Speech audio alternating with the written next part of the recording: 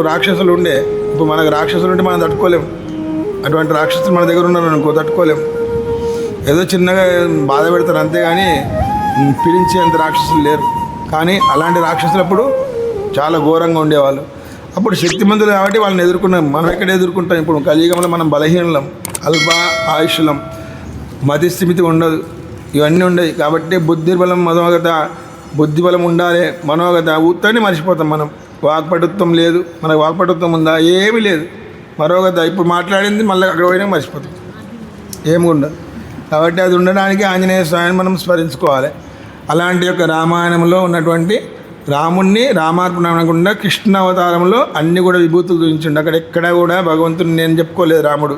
కానీ ఇక్కడ చిన్న ఉన్నప్పటి నుంచే పుట్టుకతోటే శంఖచక్ర గదాలతో పుట్టిన స్వామి. శంఖచక్రాలతో వాళ్ళకు ఆవిర్భవించి ఆ అవతారం యొక్క రహస్యాన్ని దేవకి వసుదేవులకు చెప్పిండు ఆయన పుట్టుకతోటే. మళ్ళా ఇంకా మధ్య మధ్యన ఎన్నోసార్లు విశ్వరూపాలు ప్రదర్శిస్తూనే ఉన్నాడు స్వామి. అప్పుడే చిన్నవాడు అవుతాడు, అప్పుడే పెద్దవాడు అయిపోతాడు. అంటే లీలా విభూతి, లీలాభూతి కృష్ణుడి ఉన్నది. కాబట్టి అలాంటి కృష్ణుడు ఆయన లీలావిభూతి చూపించినవాడు. చిన్నగా ఉంటాడు, పూతన చంపేస్తాడు. ఎంత గొప్ప! శకటాసుడు వస్తాడు, బండితోడు వస్తాడు, పండుకున్నట్టే చూస్తాడు. ఇట్లా పండుకున్నాడు కానీ ముందు కాలుతో ఇట్లా అంటాడు, ఎక్కడన్నా పడిపోతాడు వాడు. అంత శక్తివంతుడు. చిన్నపిల్లవాడు అంతే పడిపోతారు ఎవరన్నా, మరి ఈయన ఎంత శక్తివంతుడు. అలాంటి యొక్క గోవు రూపంలో వస్తాడు. ఎన్నో రాక్షసులు వస్తూనే ఉంటారు ఆయన దగ్గరికి. అందరిని కూడా గుర్తించి మరీ చంపుతాడు. అట్లా కృష్ణుని విభూతులు చాలా గొప్పవి. అలాంటి చేసి మళ్ళీ మనకు అందరూ తరించాలే కలియుగంలో మానవులు బలహీనలు అనేసి భగవద్గీతను ఆయన రూపంలో మనకు ఇచ్చిండు. భగవద్గీత అంటే ఎవరో కాదు, కృష్ణుడు ప్రత్యక్షంగా అందులో ఉంటాడు. ఆయన వాక్యం ఉంటుంది, మనకెవరో ఋషులు రచించినటువంటిది కాదు. అది భగవంతుడు స్వయంగా మాట్లాడిన మాట. మనం భగవద్గీత చదువుతుంటే కృష్ణుడు మనకు చెప్తున్నాను భావన కలగాలి. ఇప్పుడు మన గురువుగారు చెప్తున్నారు అనుకో, గురువుని భావించి మనం ఏం చేస్తాము? ఒక మంత్రం చెప్పిండంటే అయ్యో మంత్రం చెప్పిండు అనేసి ఆయన భావించుకుంటూ చేస్తామా? ఆయన భావన చేస్తాం. కాబట్టి గురువుగారు మన దగ్గర ఉన్నట్టే భగవద్గీతను పఠించినట్లయితే కృష్ణుడు అన్ని వేళలా ఆయన మనల్ని కాపాడుతూ ఉంటాడు. పాండవులను ఏ విధంగా కాపాడిండో ఆ విధంగా మనల్ని కాపాడుతూ ఉంటాడు. ద్రౌపదిని ఏ విధంగా కాపాడిండో, ద్రౌపదిని ఎవరు రక్షించిండ్రు సభలో?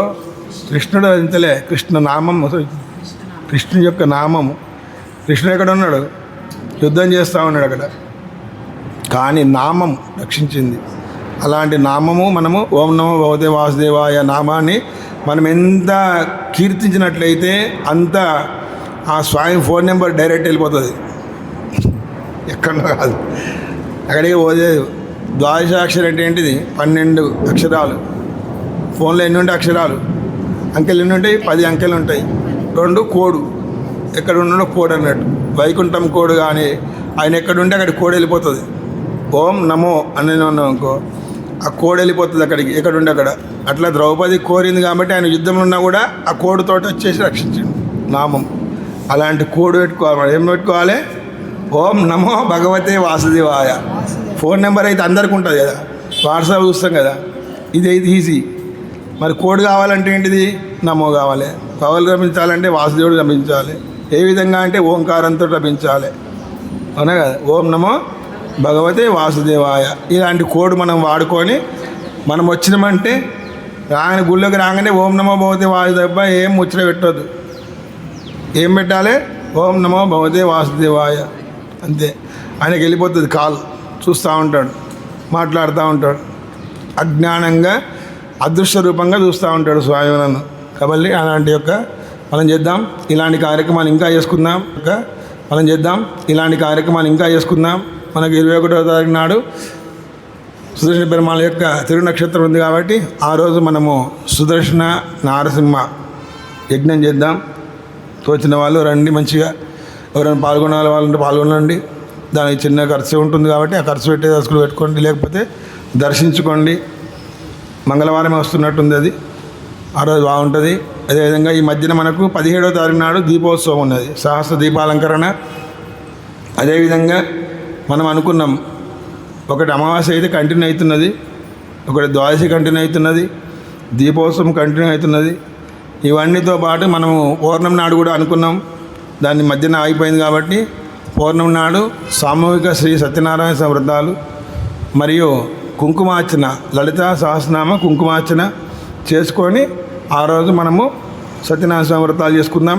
ఎవరు పాల్గొనాలంటే పాల్గొనండి. కార్యక్రమం అయితే జరుగుతుంది. పౌర్ణమి నాడు జరుగుతుంది. అమావాస్య నాడు ఏం జరుగుతుంది మన గుళ్ళో? ద్వాదశి నాడు ఏం జరుగుతుంది? జరుగుతుందా లేదా? 15 రోజులకోసారి దీపోత్సవం వస్తుంది కదా, శుక్రవారం నాడు ఏం జరుగుతుంది? జరుగుతుందా లేదా? అలాగే ఒక గంటషాటుగా మనము పౌర్ణమి నాడు సామూహిక శ్రీ సత్యనారాయణ వ్రతాలు ఆషాఢ మాసం నుంచి పెట్టుకుందాం. ఆషాఢ పౌర్ణమి చాలా విశేషమైంది. ఎందుకు విశేషమైంది? ఆ రోజు ఏమంటారు దాని విషయాన్ని? వ్యాస పౌర్ణిమ అంటారు.